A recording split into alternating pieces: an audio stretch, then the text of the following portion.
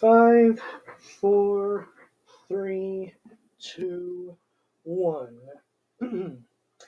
Hey everyone, it's Ian from the Cognitive Cow, and today, although I don't have a uterus and I can't speak for all women, I want to talk about something I know you're tired of hearing in the news about: abortion.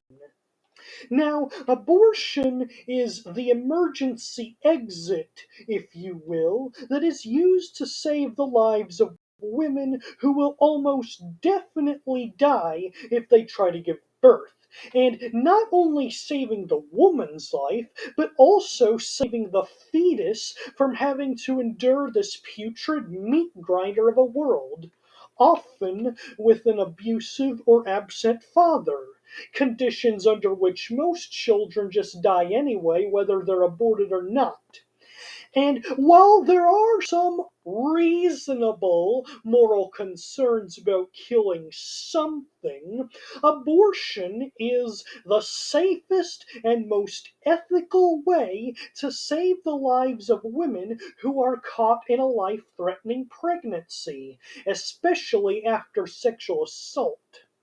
However, despite the indisputable fact that abortion is always an act of self-defense, rich, straight, old, white, cis, mask, evangelical men insist on forcefully confiscating this basic human right from women.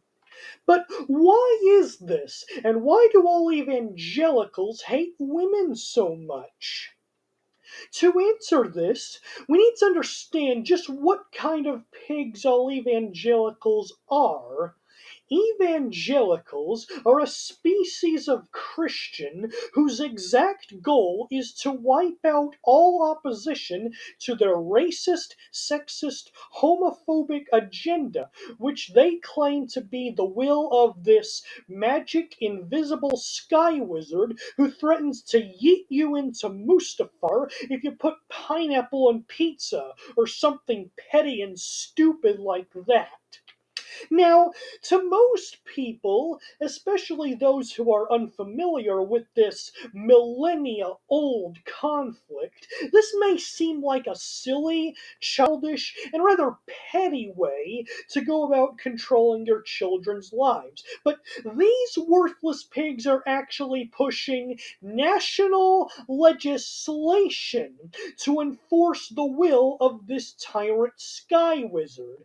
So, if this particular God does exist, then there needs to be an international summit for all the world's nations to join our military forces together to kill him, because his orders have proven to be a threat to all of humanity, especially minority groups such as blacks, gays, and women. So, what does this have to do with abortion? You see, the invisible sky fairy that evangelicals worship hates women and wants them to suffer simply because they're women. And one of the ways he demands evangelicals to make women suffer is by taking away their bodily autonomy and forcing them to die in childbirth. That is the exact reason all evangelicals are against abortion. And this is a big deal because 49.6% of the world's population is women. So when evangelicals threaten to take away your right to abortion, they're talking about forcing 3.905 billion people to die in childbirth. That's more deaths than the Holocaust and the pandemic combined, making evangelicals the single biggest existential threat to the entire human race. Needless to say, they must be stopped, and you have the power to do so. Now, I'm not saying you should use violence, unless, of course, your life is in danger, which it is most of the time when you're around evangelicals. What I'm referring to specifically is this year's midterm gubernatorial elections. This midterm, no matter who is on the ballot, vote for the Democrat.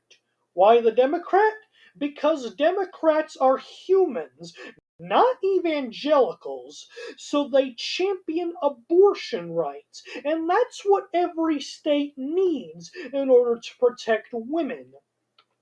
There are filthy accidents in the Supreme Court right now trying to push legislation that will dehumanize women, and only a nation of states run by Democratic governors can stop them.